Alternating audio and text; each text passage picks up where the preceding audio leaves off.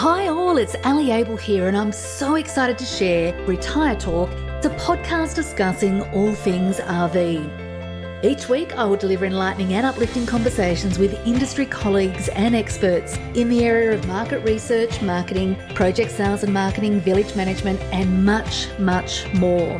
I hope you'll join me. Welcome to another week of the Retire Talk podcast. This week I'm speaking with a leader who is well known to us all, Cynthia Payne.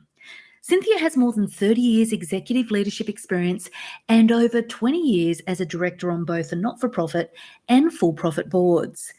In more recent times, in September 2018, Cynthia founded Anchor Excellence. And now just 3 years on, Anchor Excellence has impacted over 30% of the Australian aged care market via its programs, solutions and education.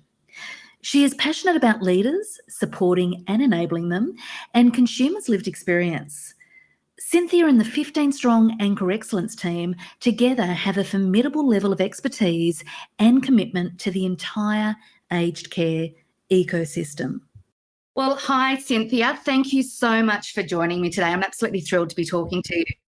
Thanks, Alison. Absolutely thrilled to be with you. It's a beautiful sunny day here in Sydney and it's just picture perfect. So great day to chat.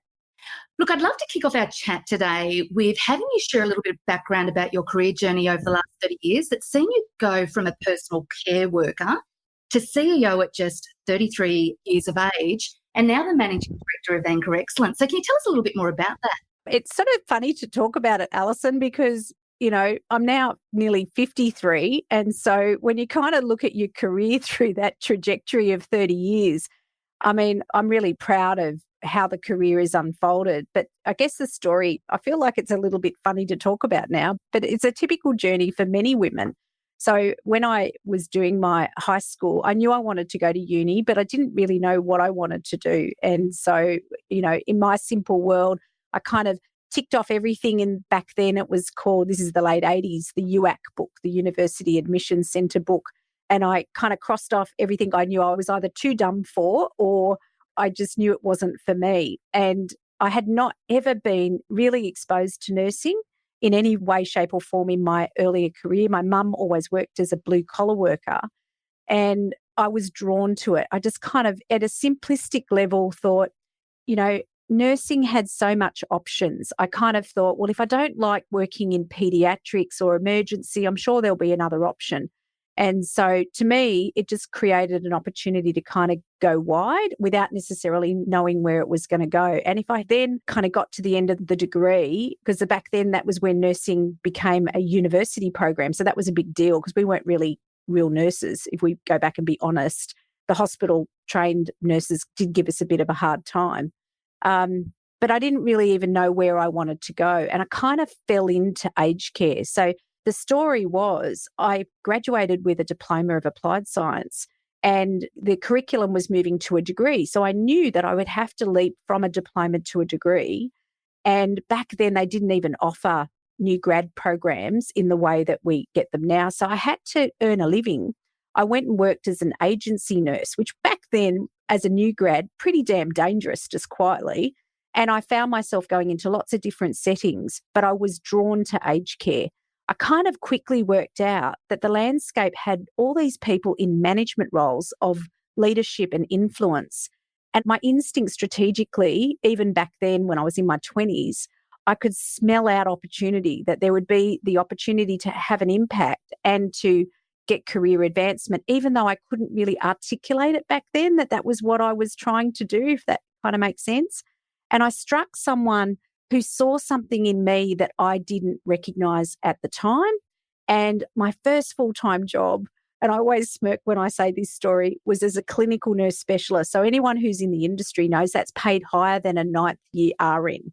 So my very first gig, I didn't even start at the level 1 wages. I went straight up.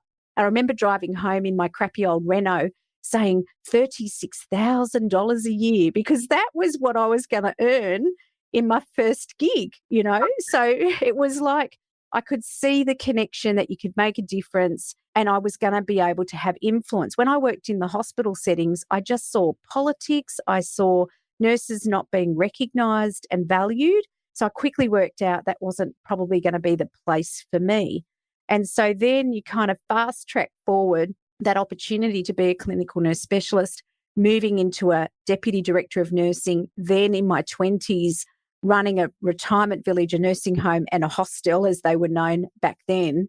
Really great opportunity. And the backstory is being recognised that I was capable for more, even if I didn't actually myself see it. So that's kind of really an important foundational story, because I see that as my important legacy for others, because I reflect back on that time and think about, man, what happens if I didn't meet that director of nursing at that point in time who was prepared to give me a go when maybe I didn't actually have all the experience, but I had passion. I was committed to my own ongoing education, but I didn't quite know what I wanted to do. And that's such a typical story for so many people at the beginning of their careers. Someone's got to recognize it. I can totally resonate with that. That's pretty much my story. I had no idea what I wanted to do, went to business college. Like you, Cynthia, I guess I got into trouble at school a little bit. People misunderstood my personality and my passion, things that I did. But it took one or two people to believe in me to really set, I guess, that motor and wheel in drive for the rest of what has been my career today. That's great. So from, I guess, that care worker role, obviously you then sort of progressed through to fast track to management. So the care worker was during nursing studies. Then it was fast track management. Then I took a real risk. So I was working as a manager of a retirement village, nursing home and hostel, large not-for-profit, great organisation. And I thought I could stay doing this and work myself slowly through things. But again, that instinct kicked in. How big is this valley and where's the top of the mountain? And the top of the mountain back then was actually the peak body. So this is going back a long time. It was then called ANHECA, Australian Nursing Homes Extended Carers Association, today LASER. In between it was ACCA. So there were some name changes along the way. But I actually took a pay cut to work in the peak body, and I had the very amazing opportunity to work with a lady called Sue Macri, who's now retired. And Sue was back then the beacon icon of the aged care industry, because she was running the peak body. She was a nurse. She was someone who was perceived to be a mover and shaker. And I remember going along to the interview, not really understanding quite, again, honestly, what a peak body did. But I was drawn to this opportunity. I knew I was going to take a pay cut. By that stage, I'd already had my first child. So Jack, who's now 24, was born. My husband was raising our children. That was our plan, is that I would work and he would raise our children. We didn't know at that stage that we'd have 4. At that stage, it was just the one. But I remember going to the interview and just feeling the real sense that I could make a difference, not only at a company level, but actually at an industry level. And again, took the leap of faith and the risk. I didn't really know what it was I was going to do. I just knew it was time to take that leap. So I took a pay cut with the view then of doing that. From there, I moved to a large national not-for-profit who, again, female CEO. So there's a theme here. Another female CEO who had seen me in this other organisation and recognised that I had the ability to have a bigger impact. And I was moved into the head of operations of a New South Wales ACT. So we had about 200 business units. At this stage, I'm 31. I've just had my second child. So Andrea, who's now works in Anchor, she's turning 21 next month. She was 3 months old. And so I took on this role, only there for a couple of years. And it would be fair to say I was probably not the best match for me in that organisation. And that's an important conversation as well. Not every leader is ideally fit in certain circumstances. And then I had the opportunity to step up as the CEO for an organisation that I so hold dearly in my psyche for lots of reasons. Great brand, but also an owner who was prepared to give me that chance. So to be 33, not an accountant, but the opportunity to step up for the first time as a CEO. And, you know, again, that sense that I was on the preface of, well, I don't know exactly can I do the job or not, but my instinct was go with it. And there's a bit of a theme there about taking risk, taking the opportunity, backing yourself and being purpose driven. So I think even when I go back to my school days, Alison, I was a prefect. I was involved in leadership. I think I was just naturally wired to find ways of making an impact. And even now, at nearly 53, it would be fair to say those foundations are still there. And it would be fair to say they came from my mum, Alison. You know, my mum and her values instilled in me. Now, I would like to talk about that if I may. Your mum had a really big positive impact on you. Reading something the other day where you were told at a very young age that you would never amount to anything. Yeah, that's true. Can you tell me a little bit about that and tell me about your childhood? Yeah. So I'm the byproduct of free love in 69. So my mother didn't mean to get pregnant. She was an unmarried mother in the late 60s. So I'm a summer of 69 baby. And when you go back in time to 69, being an unmarried mother and an immigrant, so the other circumstance was my mother had migrated from Malta to Australia when she was 16. Her whole family came. So there's 9 children. My mum is the 5th of 9 children.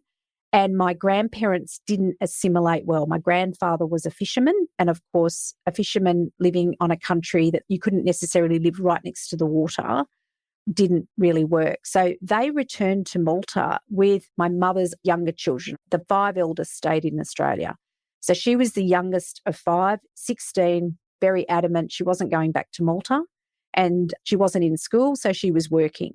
At 19, she fell pregnant with me, and in that era, there was a lot of pressure on young women to give up their babies, either have them aborted quietly or to give them up for adoption. So I was actually born in Crown Street Hospital in the unmarried mothers section.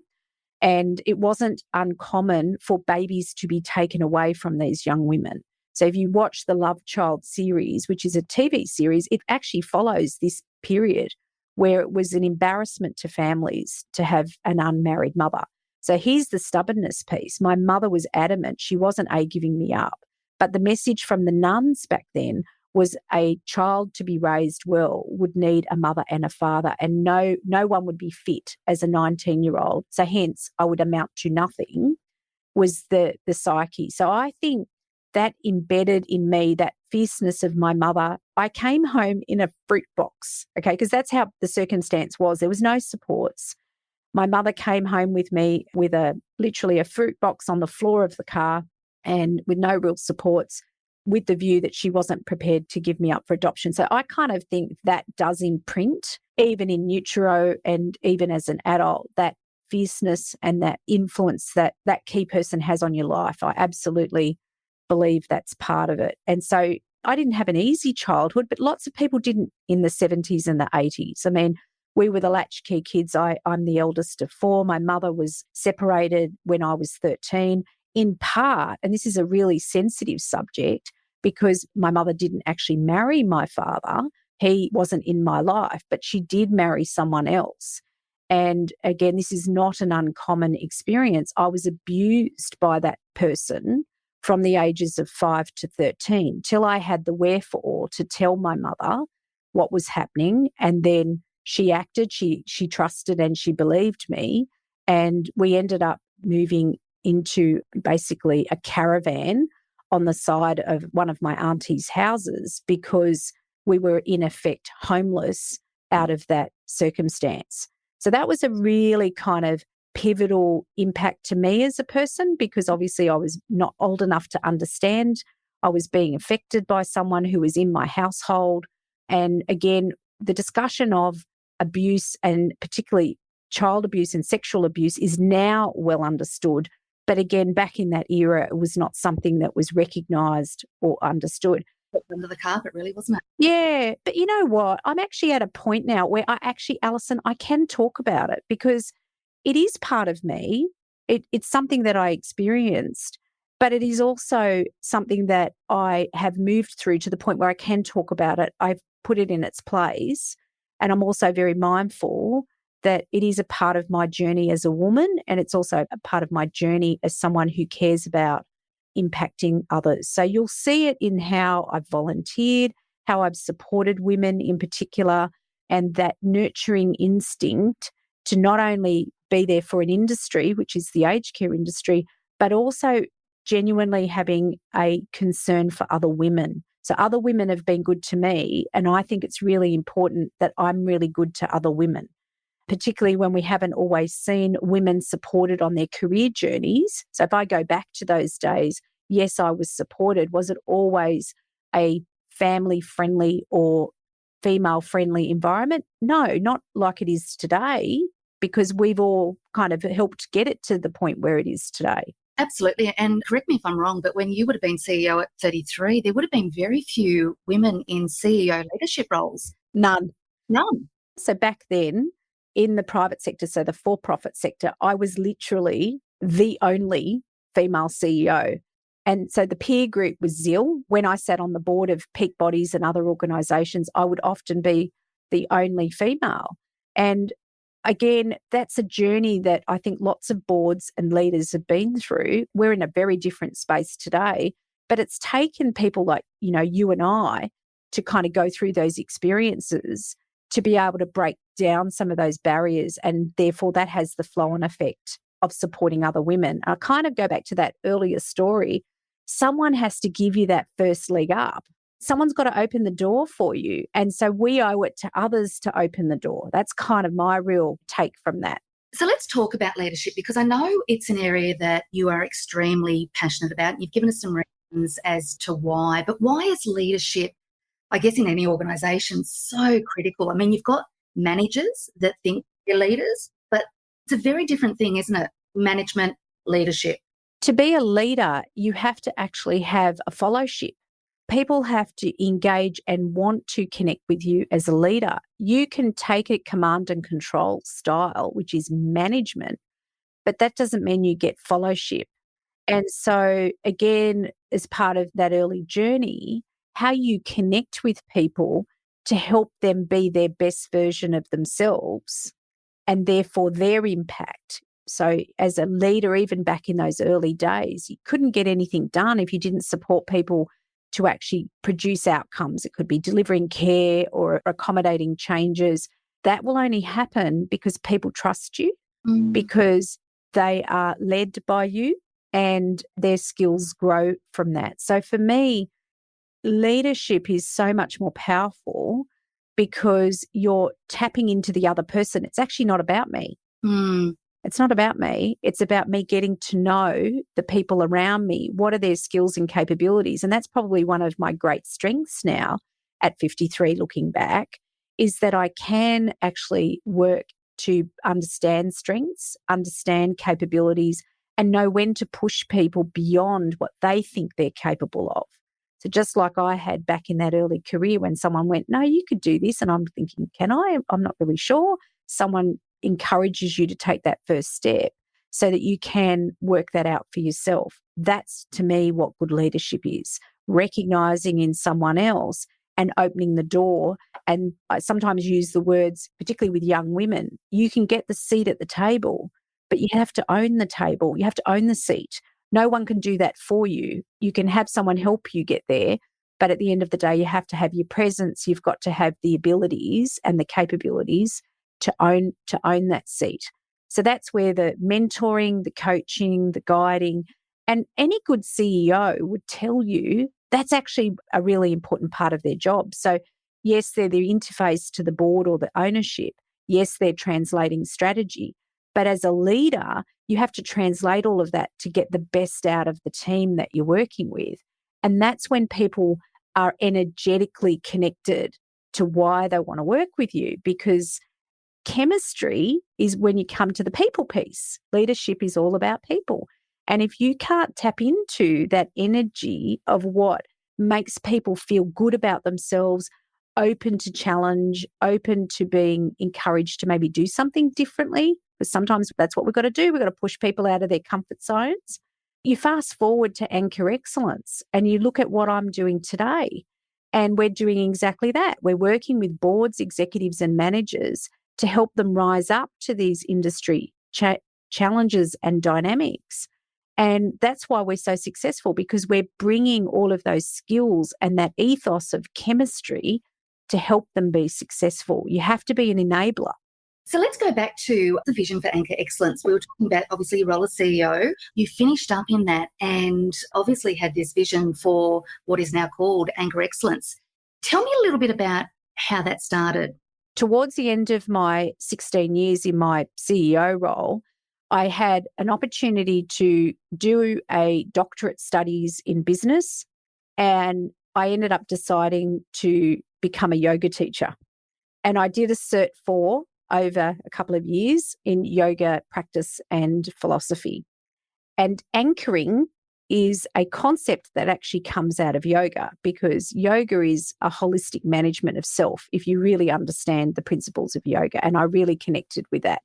So anchoring is putting in place from a stable basis. You can't do a yoga pose if you don't have your feet grounded and you're not grounded into your posture. So anchoring has a lot of symbolism that I like.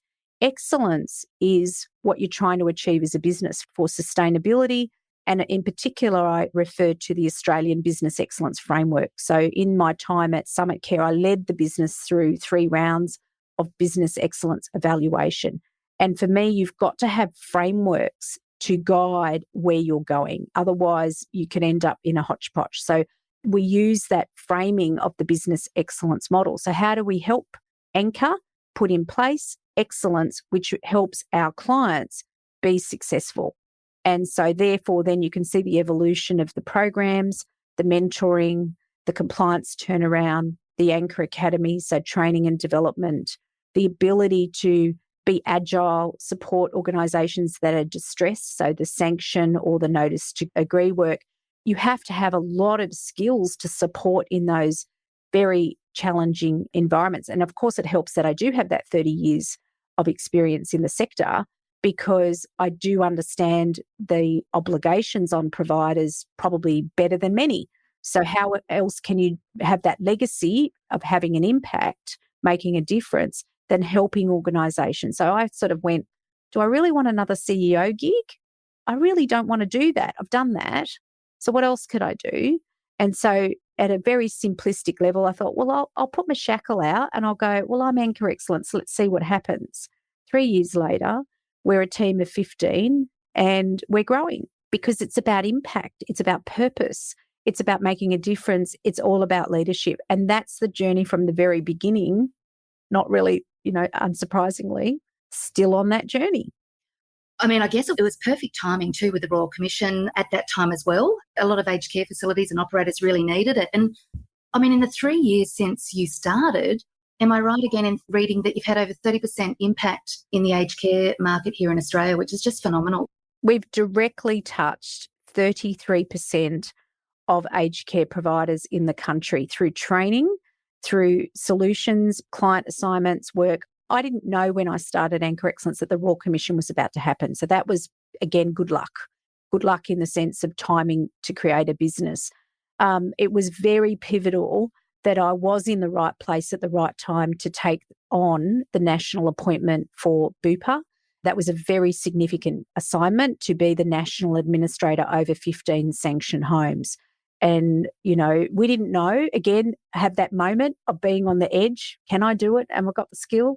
Nah, let's run with it. And I remember talking to Carla Beheram, who's our Chief Operating Officer, and said to Carla, well, I need an advisor. I need a care and services advisor. We need the two of us to do it. And we had that conversation. And I remember saying to Carla, I don't know all the answers, but let's just have a go and use all the skills and capabilities that we have. We're motivated by lived experience. We're motivated by seeing success. And in that distressed environment, we were very successful. We worked with that organisation in a very extreme circumstance, and that has laid the foundations for a lot of the work that we do now.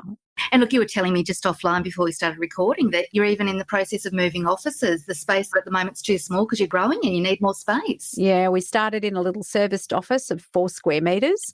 Then we moved to where we are now in 80 square metres, and we're next month moving into 160 square metres and a 2-year lease. So I'm very optimistic for the future, for how our programs and the work that we do is evolving. So I'm in the happiest space I can possibly be, because I'm purpose aligned. The team is purpose aligned. We all work very hard. We're fast and furious, as we often joke, but at the same time, it's the work we care about. And I think when you find that marriage between what you care about, where your skills are best utilised, and quite frankly, working with people you adore, you have deep respect for them professionally and personally, they're the great chemistry elements every organisation needs to be successful. And I have to say that just oozes out in all the communication pieces that come out from that excellence, whether it's digital, whether it's, on print.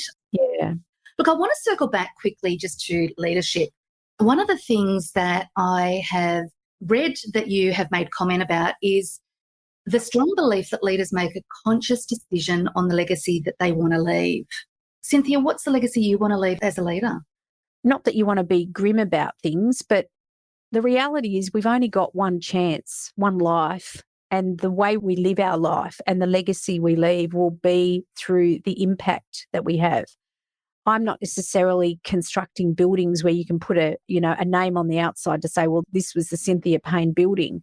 The legacy comes from how people feel about the work that we do with them, the fact that we are changing people's careers. I mean, I've had CEOs that I mentor through this work that have said their whole lives have opened up and they are more effective. And I know that's not going to be on a billboard somewhere, but I know that that's going to be the story that someone tells. So it sometimes even surprises me. I'll go into new clients, for example, and I've had people come up to me and they say, oh, I met you at this conference and I remember hearing you talk about such and such. And what a bloody privilege that you can be working, doing what you love, and it actually resonates with someone in such a way that it's something that they feel connected to, or they feel like you've actually made a difference to them. And that's a legacy. When you're long dead, if they can recall or think about, just like I have on my early career,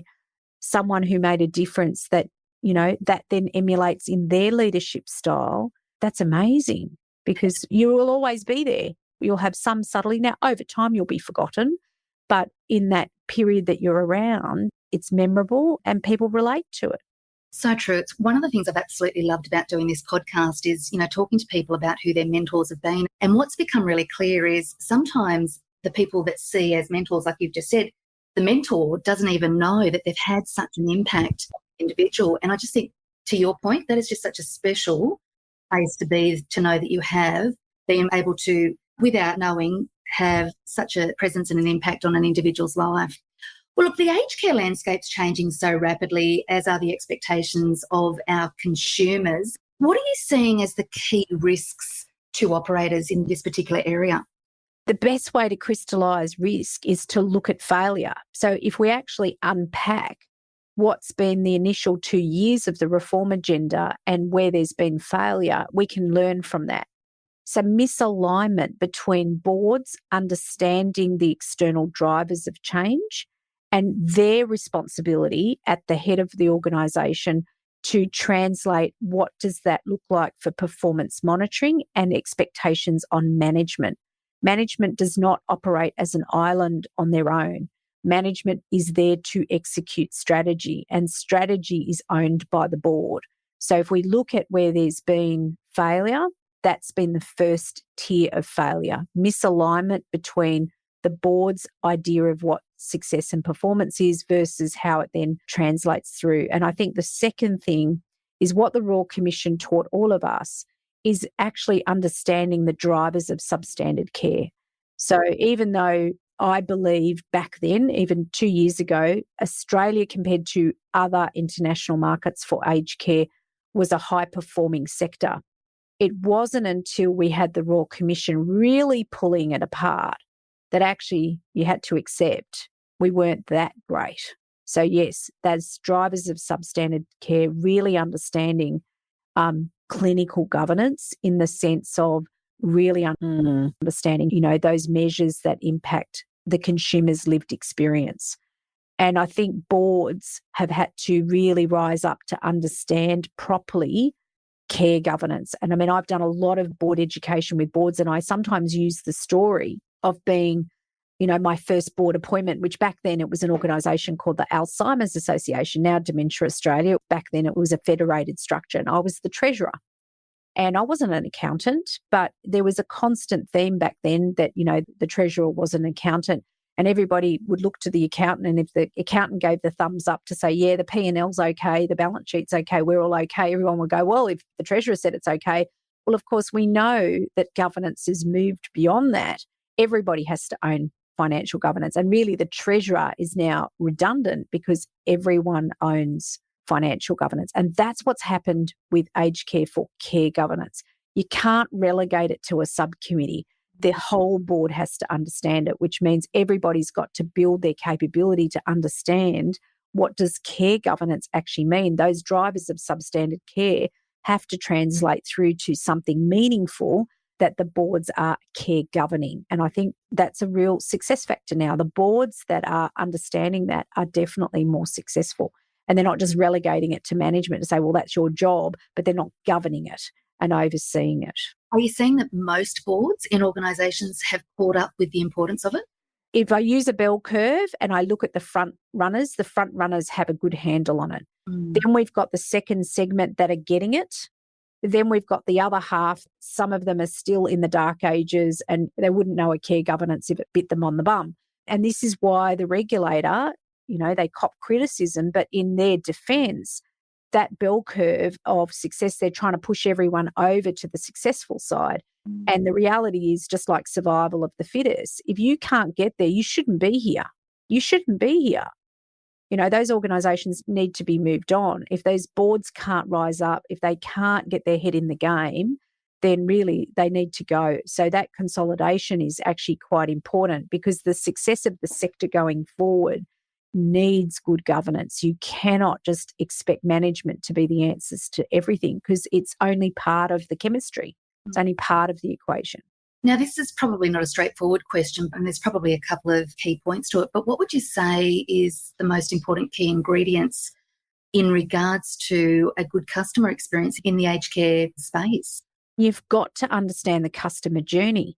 If you are only ever looking at the organisation through the lens of your operating systems, you won't ever understand lived experience. And lived experience is, what does those processes make the customer feel? So if we look at pre-sale, there's a lot of trepidation, there's a lot of anxiety, there's a lot of decision making. We've got frail older people supported sometimes by family members that didn't really sign up for this, let's be real, and they have to navigate that. Then you've got the second phase, which is once they've made the decision and they're avoiding it at all costs, is the transitioning into care. That's a high risk time for a consumer.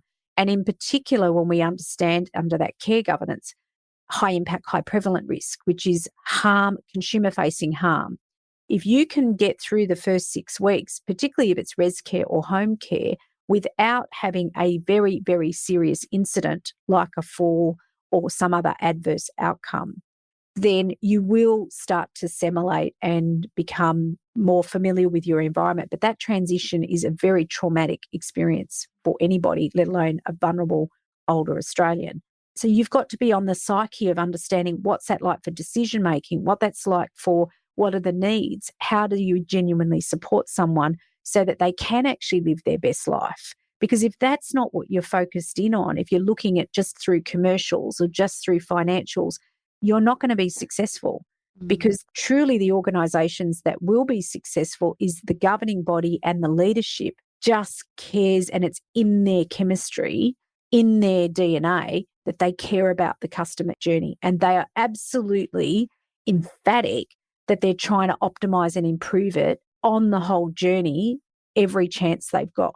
It's interesting you say that. If we sort of compare the aged care space to the retirement living space, in my role as a sales manager, I have on average about 26 touch points on the customer journey. 5 of those are actually before the person comes in. Yeah. How many would you have in the aged care environment? If you think about what we know about the customer journey now, so remember in the reform agenda, we're going to see investment in care navigators. So there's a recognition that it doesn't matter if you're retirement living, home care or res care, the consumer journey to navigate the system is diabolical. The Royal Commission was very clear on that as well. Now, we're not there yet. The system is still under construction, but we look at what happens for consumers. So if they can manage at home in their retirement village or in their home care setting and they're able to stay well and safe, their trajectory could be that that's where they end up dying. Great, that's a good outcome.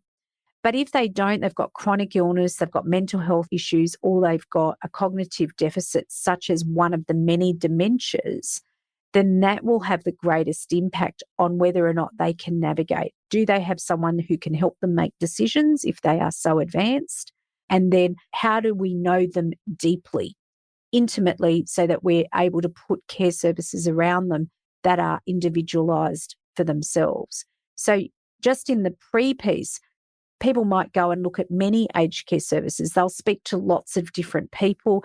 It always comes with fear and trepidation. There is a lot of distrust, and COVID hasn't helped that. There's a lot of distrust and worry because the Royal Commission also was very public. So there's a lot of worry in the industry. So it takes a lot for providers to build trust. And trust doesn't come from one interaction. As you would know, Alison, to build trust from a sales perspective, you do need lots of touch points and reinforcement. I often say you've got to communicate something 7 times before someone really actually is taking it in. So it's lots of contact. And then in that transitioning into care, every individual is different. And that's the challenge, is understanding exactly what's going on for each of those families, all those support networks, and making sure that that customer journey is supporting risk as well as their goals and their needs. It's a real art to craft an experience that really gets all of those moving parts. And the successful providers are the ones that have that in their DNA. How's Anger Excellence, I guess, helping organisations that don't really improve that customer experience? In our team, we have solutions around customer journey mapping, customer experience, really deeply diving into their businesses to understand their current business processes, so pre-admission, transitioning into care, their whole care model. So we've done workshops to help providers facilitate their model of care. We've helped organisations anticipate their commissioning. So if they've got a new development and they need to craft that model of care into an experience, because obviously you want to be able to fill that aged care service with the consumers that want to come to that service. A lot on leadership capability, so systems and processes, because obviously a workforce that is really clear about what they need to do to support that older person is a foundational component. So we always call it a bespoke solution, Alison, because we've got standard programs, but no client is the same. So we really want to understand what problem are they trying to solve, and then we'll put in a solution around that. I mean, we've helped homes close because they're no longer sustainable, viable. The building is not fit for purpose. The boards have made the difficult decision to say, well, actually, this is not going to serve us anymore. So you've got the other challenge, which is helping close a service and having a good customer experience as people move on to their next home. So it's along the whole trajectory. Let's talk about building capacity in teams, another area that you're very passionate about. Why is it so important? Success comes from clarity. Success comes from leaders who I sometimes characterise as being in the front carriage. And the train can't stay on the train tracks if it's not clear where it's going. And if the team are hanging off the back caboose, then the ride is going to be chaotic. We're going to have the wrong speed, maybe the brakes being put on, people not knowing, are we on the destination, which train station am I getting off at? All of that crystallising comes from leadership, from leaders, the executive in particular, being really clear as a cross-functional team. How does their collective effort take the organisation on a journey where the staff are following? So bring that fellowship through and working synergistically to get the consumer experience right. I mean, that is no mean feat for any organisation. I don't care if you're a standalone organisation or you're a large multinational. The ability to translate systems and processes so that they actually create the right outcomes is leadership. It's the ability to navigate that complexity, get clarity, and know where you're going so that you can articulate and communicate that so people following you know where to go. Where we've seen failure, so again, I'll go back to failure, lack of clarity, lack of governance, people not sure what their jobs are, people going off and doing the job they think they need to do, but they're not really being guided around what they should be doing. So best intentions, but not purposeful, not aligned to the outcomes that are going to help the organisation be sustainable. Are you finding that those organisations that don't have their building capacity as part of their plan, that staff are, I guess, jumping ship and going to other organisations that do? Yeah, because you follow the leader, don't you? The fellowship comes by, I'm not saying anybody should accept not being paid fairly for their job, but I know regularly I will have discussions with leaders that will say, I'm actually staying because it's not just about the money. Money is important, but actually these other intangibles are very important. Do I feel nurtured? Do I feel challenged? Do I feel safe? Am I in an environment where, I know what's going on? So if I've got a sense of ownership and engagement, then the chances are if I see a path for myself and a path for my organisation, those alignments will come together. It can't just be self on my own. That's just being completely inappropriate. But there needs to be alignment, and leaders need to recognise the individual, their goals, their aspirations for their careers. But they also need to see, is this person aligned with what we're trying to achieve? I mean, even in my own team, we talk about we've got to align our interests, because if we're not delivering on the Anchor Excellence promise, then we're not aligned, and I'm not interested in a lack of alignment. So I'm looking always to encourage that feedback from even our own team to make sure we're tabulating our own alignment. And how does that alignment change as well? Because that's how you grow and prosper. Quickly run me through, because that just reminded me of your values. Obviously spells out Anchor. Is it authentic, nimble?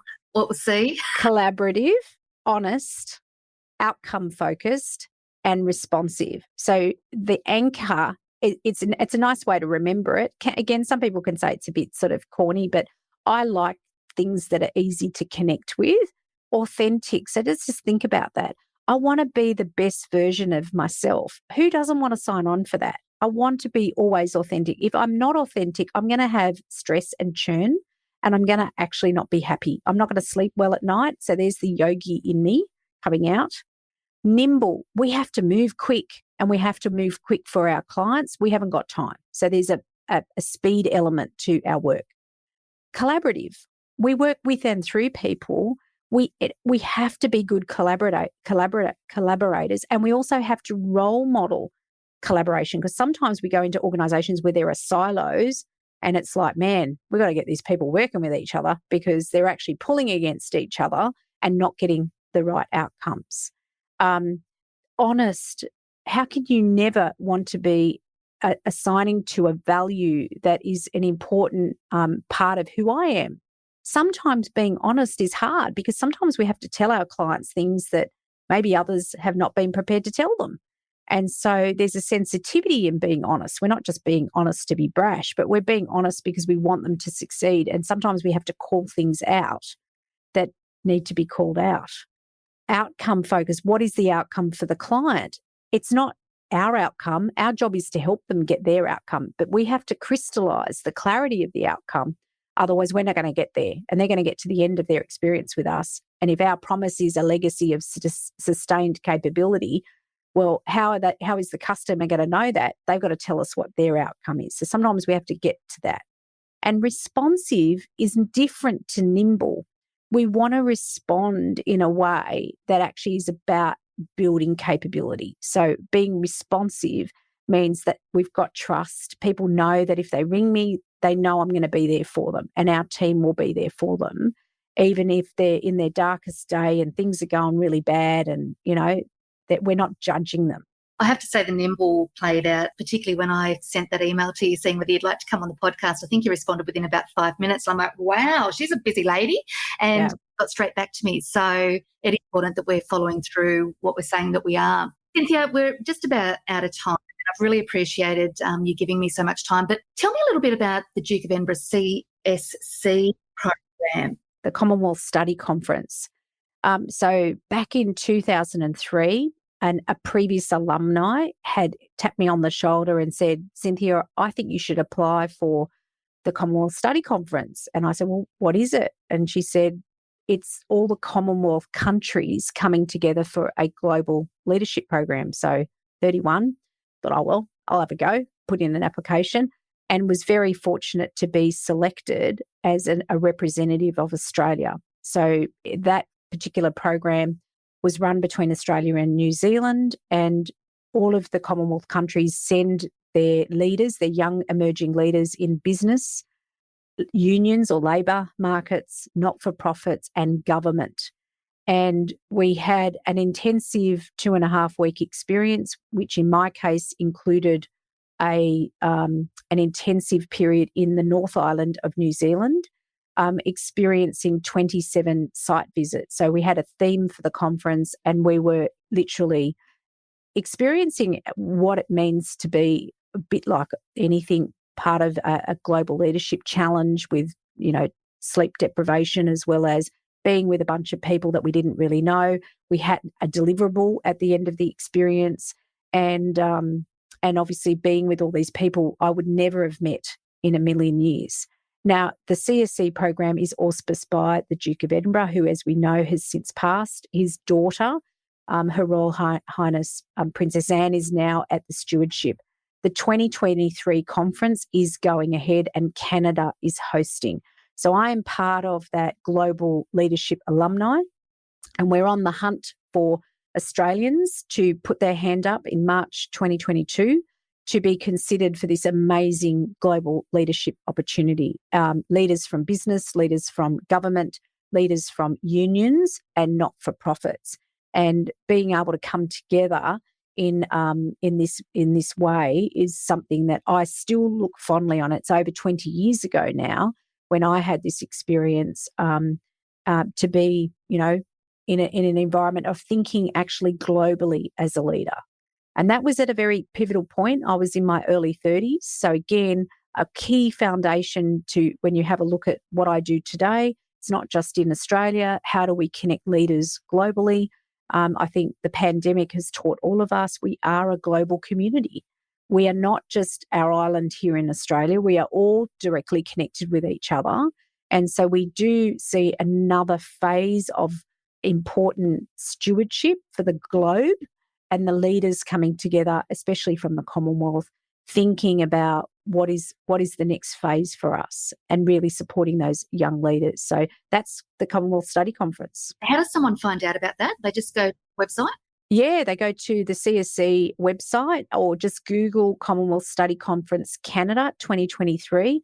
They can register their interest to be considered. They'll be given information. It's a competitive process because it is funded program. So the one element that's not funded is the travel to Canada, but the rest of it is actually funded. And where else are you going to meet all these various people from all of these parts of the world and try to work collaboratively to solve global issues? You can't do it on your own. So business needs unions need community organisations need government. It's that, sort of that mix of understanding, leadership at a country level as well as at a global level. So it's a pretty exciting program. I encourage people to think about it because it is genuinely a once in a lifetime. I mean, just one little story just to share. When we were in the North Island in New Zealand, Princess Anne actually spent with our study group, there were 14 in each study group, the whole day travelling with us. And we went to a jail, a Maori jail, and we experienced by all of the people who were there a traditional Maori welcome. And that today still brings goosebumps on my body when I consider the discussions that we had with the leaders of that prison around, what were the issues in the Maori community, crime, understanding issues of social fabric. Why was it important that there was a Maori specific prison as opposed to, these are things I would never, as a nurse, go back to that very early journey, would I have ever been exposed to, thinking very widely about our impact as people and what are the other things going on around us. Well, I do encourage everyone that's listening to go and check out the Duke of Edinburgh CSC program in Canada. Well, look, we've covered a lot of ground today. Is there anything else that maybe I should have asked you that I didn't know enough? No, I think you've done a great job, Alison, and it's a real privilege to talk to you because we don't often get a chance to share some of those, sort of more inside stories around our careers. Sometimes people can have an outward perception of who this person is, but the reality is we've all had experiences. Some are positive, some are negative. All of those things make us who we are today. And if we can encourage people to embrace that about themselves and feel good about the important work of aged care, then that's a thumbs up from me. Absolutely. I think there's so much in being able to be authentic about our true selves, what our background has been and what's really motivated us to get to where we are today. Well, look, I'm sure everyone has been really inspired, Cynthia, by the words that you've shared. You have been vulnerable, you've gone deep, and if anyone does want to reach out to you personally or the Anchor Excellence team, how can they do that? Well, very active on LinkedIn. Please just send an invite. I accept, unless you're dodgy, I will always accept your invitation. You can register to receive information from Anchor Excellence from our website, anchorexcellence.com. I'm easy to find, so definitely LinkedIn and our website directly. And hopefully when the pandemic settles and we get to be out and amongst each other, we might be able to see each other at industry events and hopefully connect on a personal level. That's my best time. So anybody who knows me, Alison, I miss the conferences with the dance floors, because usually I'm the first one on the middle of the dance floor and I haven't had a dance in ages. So I am genuinely looking forward to when we get back to some more normality where we can be with each other and actually go back to really enjoying each other's company and getting on the dance floor. I love it. Well, look, I will definitely come down and see you in your new offices in the not too distant future. But again, thank you so much for joining me. Talk to you soon.